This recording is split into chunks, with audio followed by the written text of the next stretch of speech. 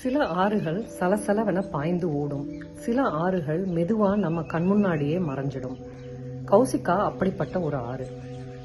கோயம்புத்தூரிலிருந்து சில பறவை ஆர்வலர்கள் இந்த மறக்கப்பட்ட ஆற்றை அதன் தொடக்கமான குருடிமலை அடிவாரத்திலிருந்து திருப்பூர் பக்கத்துல நொய்யலோட கலக்கிற இடம் வரைக்கும் நடந்தே கடக்க முடிவு பண்ணினாங்க. மொத்தம் 52 கிலோமீட்டர், 10 நாட்கள், ஒரே ஒரு ஆறு. வண்டி எதுவும் இல்லை, குறுக்கு வழி இல்லை. அவசரம் இல்லாம பல பேரு கவனிக்காம கடந்து போற ஒரு நிலப்பரப்பை நிதானமா பார்த்து ரசிக்கிற பயணம். எனக்கு இந்த பயணம் ஆரம்பிக்கும் போது பெரிய எதிர்பார்ப்பு எதுவும் இல்லை.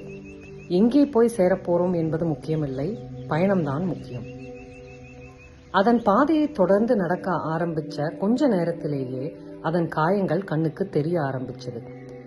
கரையோரம் குவிஞ்ச குப்பைகள், ஒரு காலத்துல தண்ணீர் ஓடிய இடத்துல ஆக்கிரமிப்புகள், நேரடியா ஆற்றுக்குள்ள கலக்கிற கழிவு நீர், ஒரு காலத்துல ஓடிச் சென்ற ஆறு இப்போ ஒரு சின்ன ஓடையா சுருங்கி போய் இருந்தது.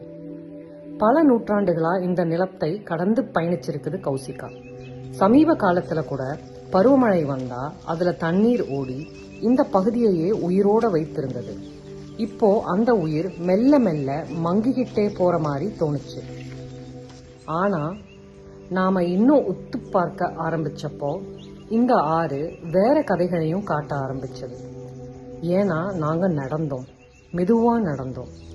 அதனால அவசரத்துல போயிருந்தா தவற விட்டிருக்கும் பல விஷயங்கள் எங்க கண்ணுக்கு பட்டது. உயிர், எங்க பார்த்தாலும் உயிர்.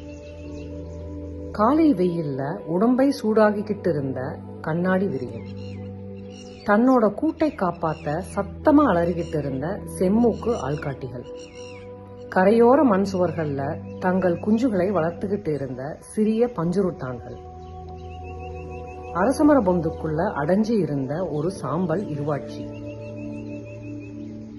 மறக்கப்பட்ட மாதிரி தோணின இந்த இடத்துல கூட வாழ்க்கை அமைதியா தொடர்ந்து கொண்டே இருந்தது. ஆறு கொஞ்சம் கொஞ்சமா அகலமாச்சு, நிலப்பரப்பும் மாறுச்சு. ஒவ்வொரு கிலோமீட்டருடனும் கௌசிகா ஒரு புது கதையை சொன்னது. புள்ளிமான்கள் புதருக்குள்ள மறைஞ்சு ஓடின. பாராங்குழியிலிருந்து பெரிய கொம்பன் ஆந்தைகள் எங்களை கவனிச்சது. ஒரு கருந்தோல் பருந்து வானில உலா வந்து இரையை குறிவைச்சிருந்தது. குப்பை குவியல்களுக்கு நடுவுல கூட உன்னிக்கொக்குகள் உணவு தேடிக்கொண்டு இருந்தது. இயற்கை இன்னும் விடாம போராடிக்கிட்டே இருப்பது போல இந்த ஆறு எங்களுக்கு ஒரு வகுப்பறையா மாறுச்சு.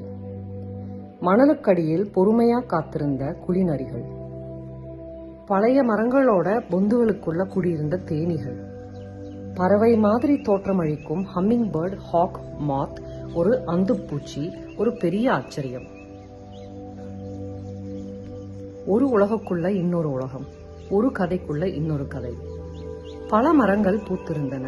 காற்றே பூச்சிகளின் ரீங்காரத்துல நிரம்பி இருந்தது. பூக்கள், பழங்கள், விதைகள், மகரந்தங்கள் எல்லாமே ஒன்றோட ஒன்று இணைஞ்சிருந்தது. ஒவ்வொரு அடியும் இன்னும் உயிரோட இருக்க துடிக்கிற ஒரு ஆறு எவ்வளவு அற்புதமா இருக்க முடியும் என்பதை நினைவூட்டுச்சு. அப்புறம் மழை வந்தது. ஆற்றுப்படுக்கையில் சில பள்ளங்களை நிரப்புற அளவுக்கு, மீன்கள் தோன்ற அளவுக்கு, நன்னீர் நண்டுகள் வெளியே வர்ற அளவுக்கு.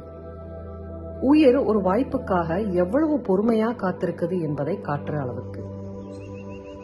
நாட்கள் நகர நகர நிலம் இன்னும் பாறை நிறைஞ்சதா மாறுச்சு. ஆறு இன்னும் பழமையானதா உணரப்பட்டது.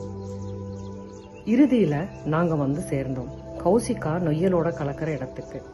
ஒரு சின்ன புல்வெளி, வழுவழுப்பான கற்கள், ஓடிக்கிட்டு இருந்த தண்ணீர், பிரம்மாண்டம் எதுவும் இல்லை.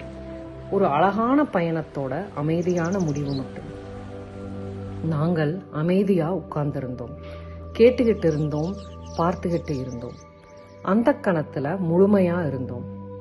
ஏன்னா ஒருவேளை ஆறுகள் நம்ம கிட்ட கேட்கறது அதுதானோ, கொஞ்சம் மெதுவா போங்கன்னு, கவனிங்கன்னு, இன்னும் உயிரோட இருக்கிறதை பாருங்கன்னு. நாம் மறந்து போன இடங்கள்ல கூட வாழ்க்கை தொடர்ந்து கொண்டே இருக்குது என்பதை நினைவில் வையுங்கன்னு. சில நேரங்கள்ல நம்ம தேடுற பெரிய அதிசயங்கள் நம்ம வீட்டு வாசலுக்கு பக்கத்திலேயே காத்துக்கிட்டு இருக்கு.